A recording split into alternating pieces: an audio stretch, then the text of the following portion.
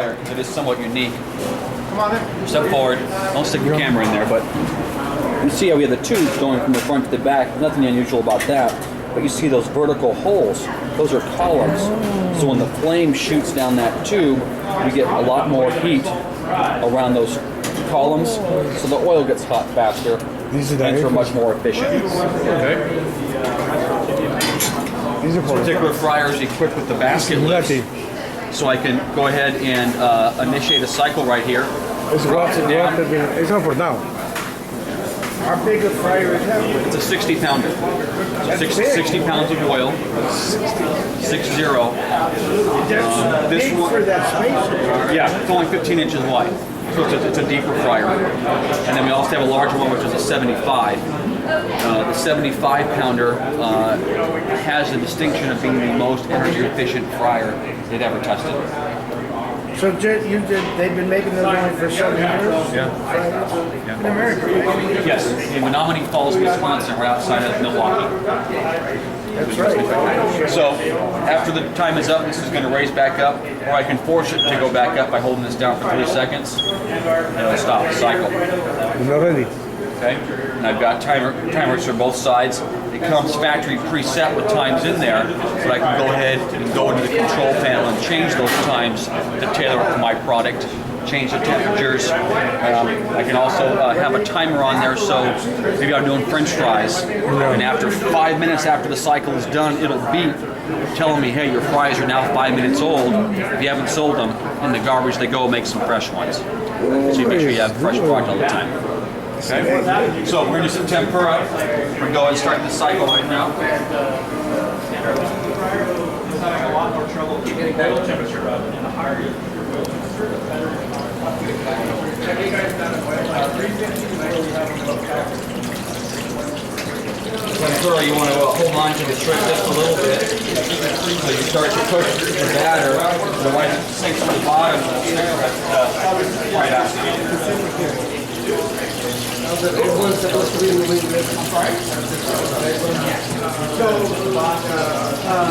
we finished it. You've done both? Well, we're swapping every 10 minutes. So you did this.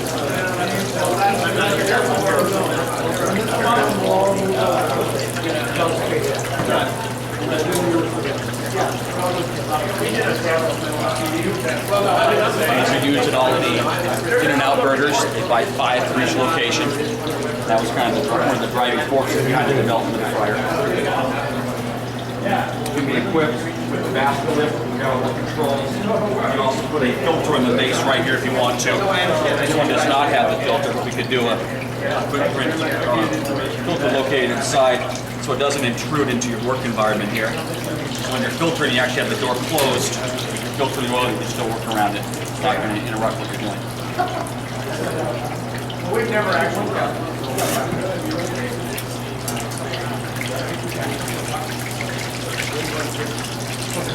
If I wanted to right now, I could put additional product in the right basket, drop that one down. Different times, different products at the same time. Back up.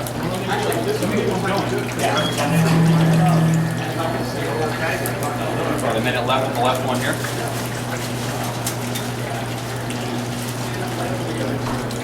We also utilize a fan with the burner assembly to help introduce more air into the gas mixture. That helps to increase the efficiency. Designed originally as a high production fryer. The efficiency came along with that. The number one driving force of making high production, high reliability. I'm actually going to do a... Is that dashboard pretty much, is that pretty typical now? I noticed that generic one he had over there doesn't have any kind of... Right, the one on the far left is more of an economy fryer, something you would buy strictly on a price point as opposed to features and benefits. This offers the diagnostics, the programmability, the repeatability of the basket lifts. It's very fast.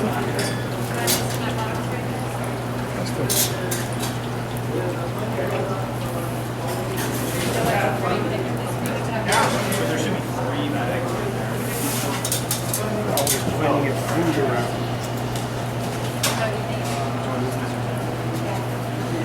course, you know fried food is hot, so don't stick it in your mouth and burn yourself. You guys are going to have you I think we have insurance for that.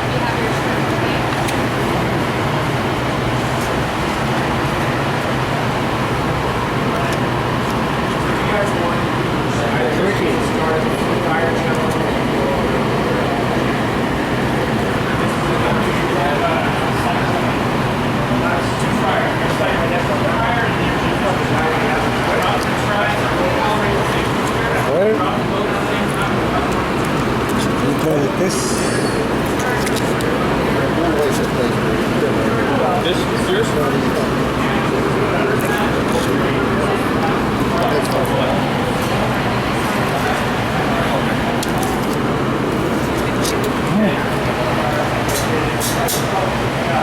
Okay, we're going to have you guys go ahead with the next station.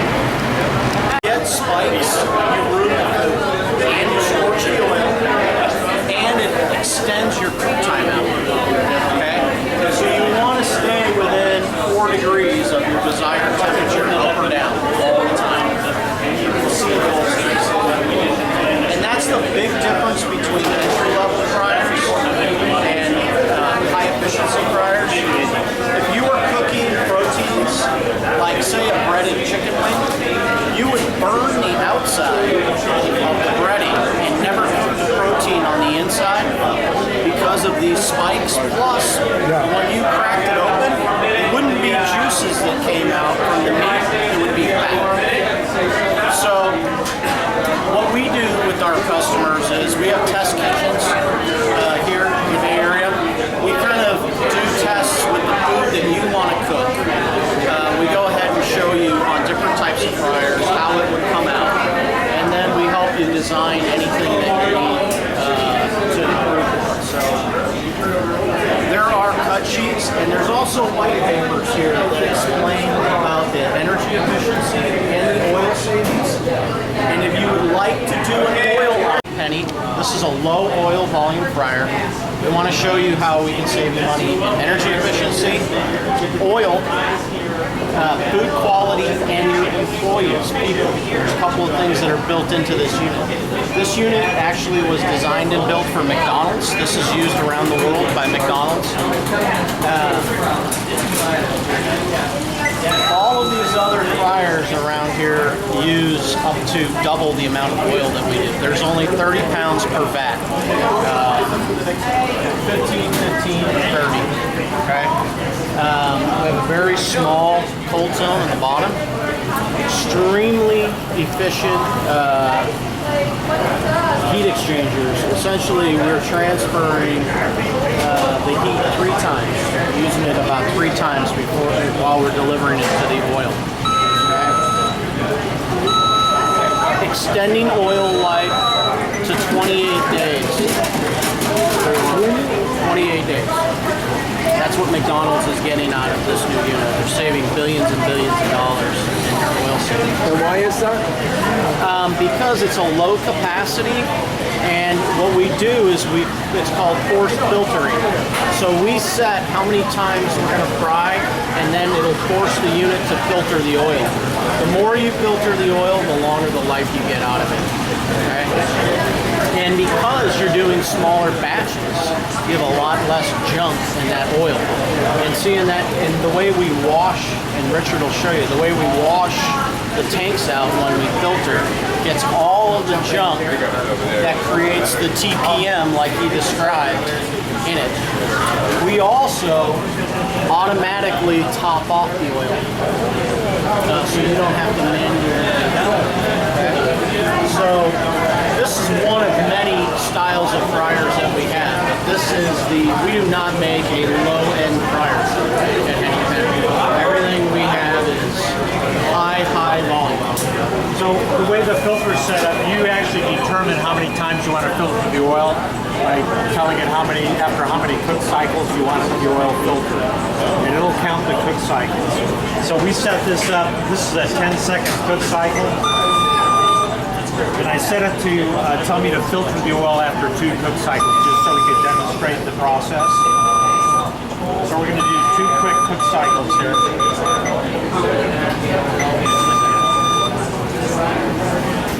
Again, we're trying to eliminate employees messing around too much. We'll get you consistency, and that's how you get the oil life Yeah. and the energy savings, believe it or not. Okay, right now, we did 2 cook cycles. It's telling me the light comes on, it tells me to filter now. Oh, So I'm going to say, yes, I want to filter now. It's going to tell me to skim the vat. So your employee's going to take the skimmer and get all the floaters off the top. It's going to ask me to confirm that I did skim the vat. And you have to say, yes, you did. So now it's telling me to open the drain. Now the oil's going to drain into the filter. Now it's going to, after the oil's drained out, it'll rinse the bottom of that vat. So now it's washing the bottom of the hot oil. Pumping the hot oil with the drain open. So any crackles that are down in the cold zone, they're going to get rinsed down the drain into the filter. it's cleaning it with hot oil. Yes.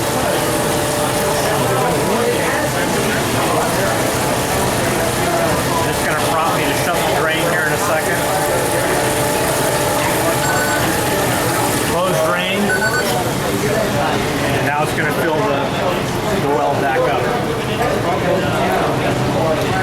This one will, the split vat will probably be up to temperature in less than 3 minutes between once you start the cycle. This is right at 4 minutes, or it's about 3:30 and 4 minutes. By the time you drop it, the whole filter cycle, the time you're back up to 50 filter. Is there powder in there, or you're not using any powder or anything like that? No. You're not using anything? Well, filter vat. Oh, one of those. Okay. I'll show you the filter. Okay. Again, you can select. They have for filtering. There's a global menu where it just counts the number of cycles, or you can just count products by different products. You can select products all the way over that you want to filter. All the way over. Thanks. So here's the built-in filter, and it's just there's a release right here. It's on casters and bolts out. Give me that. It's got a cover. It consists of a crumb catcher on top. And you've got a weight that holds the screen in place, and below the screen is where the filter paper goes. So Each time you filter, you get something one of those? no. During the day, you're filtering as you're going on the fly. At the end of the day, you're going to do a maintenance filter, which is a little more involved than the one we did there. It involves a longer wash, and it actually rinses a couple times. And then you're going to take it and clean all this. At the end of the day, when you're done cooking, clean everything up, put a new filter paper in, and then reassemble it after it's all dry. What do those papers cost about? I don't know what they're. Yeah, they're cents. Yeah. And it's like it's 12. I think it's like on the envelopes, it's less than $100 for 500. So Right. 25 cents. But that needs to be done daily. When he's talking about the maintenance, it's another thing when you question the life of the oil. In that maintenance cycle is also, it's called polishing, where it'll actually polish the oil, which helps extend that life. I got some ranch or ketchup. No, it's okay. It's okay.